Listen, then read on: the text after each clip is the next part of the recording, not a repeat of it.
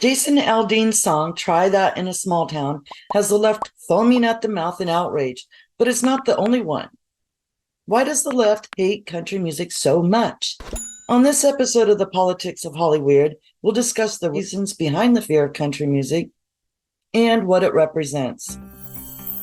Hi, I'm Kelly Ballard, national correspondent for LibertyNation.com and host of this show, The Politics of HollyWeird. Whether on screen or off, HollyWeird can always be counted on to keep us entertained. This is especially true when it comes to politics, and that's what my show is all about, shining the spotlight on Tinseltown's A-listers. On July 17th, Country Music Television, or CMT, stopped airing Jason Aldean's Try That in a Small Town song and video amidst claims of racism and being pro-lynching. Since then, the political lines have been drawn even deeper as people debate and argue this song about how people in small towns won't put up with the shenanigans of big city living. This isn't the first time this genre of music has been criticized, so why does the left think country music is evil? Essentially, Aldean's song is about the craziness that happened during the so-called Summer of Love, when Black Lives Matter and other groups took control of city blocks in cities such as Seattle, Washington, and Portland, Oregon, as well as violent protests across the nation. It reflects the rising crime rates, disrespecting police officers, and the importance of keeping our Second Amendment rights, all while implying those actions won't be tolerated in a small town. While it's number one on the charts currently, the video and song are getting some really bad reviews from the left. Here are just a few. From Rolling Stone, quoting Dr. Carlos Cahill of the University of Oklahoma, they wrote, "It is a narrative of Make America Great Again, of white nationalism." Variety magazine said the problem is how it conflates the act of protesting with violent crime. And they also said, quote, "Instead of being a list of what we like about small towns, water towers, corner stores, holding doors open, lack of stoplights, saying ma'am, it's a list of hellishly dystopian tropes about city evils that seems half borrowed from Hank Williams Jr.'s A Country Boy Can Survive and half borrowed from the Book of Revelation," end quote. And how about one more quote from that magazine? They said, "If country music used to pride itself on being about three chords and the truth, the increasingly belligerent superstar Jason Aldean has a different idea of what the genre should represent. Two chords and a beating, or maybe a shotgun blast," end quote. NPR said, "Aldean ups the vigilante ante by bridging the second chorus with a reference to gun rights." Okay, so for those of you who haven't listened to it or don't know the song, the second chorus goes like this. "Got a gun that my granddad gave me. They say one day they're gonna round up. Well, that bleep might fly in the city. Good luck." Joy Behar, the co-host of The View, called it deplorable, while other reactions range from saying the song is divisive, controversial, and shameful. Aldean's song isn't the first attack on country music. That fight has been going on for a very long time.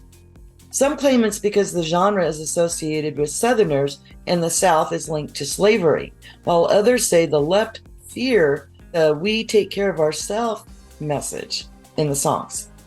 In 2003, the Dixie Chicks hit major controversy when their singer, Natalie Maines, introduced the song "Travelin' Soldier" and then bashed the invasion of Iraq and then President George W. Bush.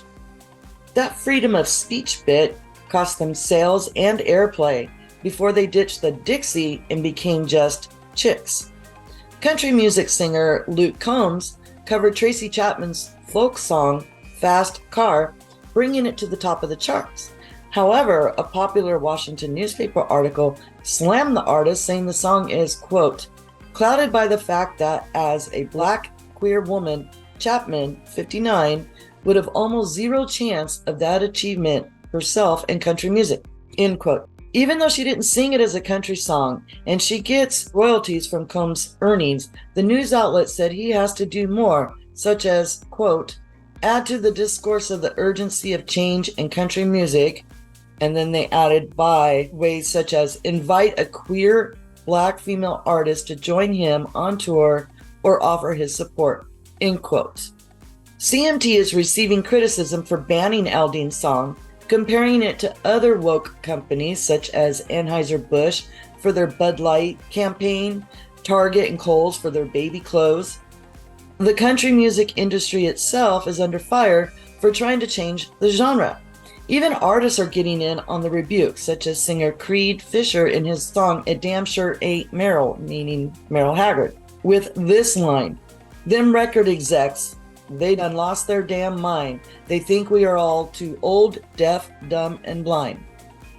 As the Federalist opined, quote, "In other words, Aldean's song is an assertion that rural Americans can and will defend themselves if faced with the same leftist political violence and chaos that has been unleashed on the metropolises. For the new world order to exist, the left needs the citizenry, and particularly men, to be neutered, hence why they label masculinity toxic," end quote. There's also been the controversy over country music versus rap and how the latter has much more violence in it. National Review explained their theory using Aldean's song as an example. Quote, "Why do left-leaning writers think country is more dangerous than rap or other genres? At bottom, not because they think the music is more dangerous, but because they think rap fans are harmless friends and country fans are menacing cultural enemies. So there is a need to more carefully censor what they listen to. That is why people are defensive about complaints directed at Aldean's music and why he is selling so much of it," end quote. That's it for this episode of HollyWeird. Thanks for tuning in. Be sure to visit LibertyNation.com for more HollyWeird articles, original reporting and analysis, videos, and podcasts from our staff. Until next time.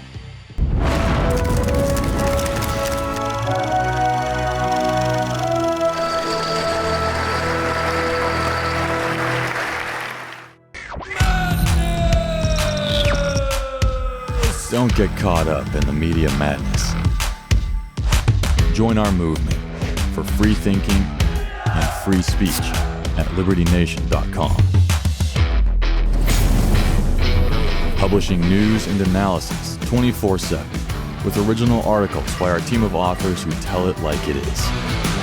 Join us each week for online TV shows, The Uprising Podcast, and Liberty Nation Radio. We believe in free thinking and free speech. We are LibertyNation.com.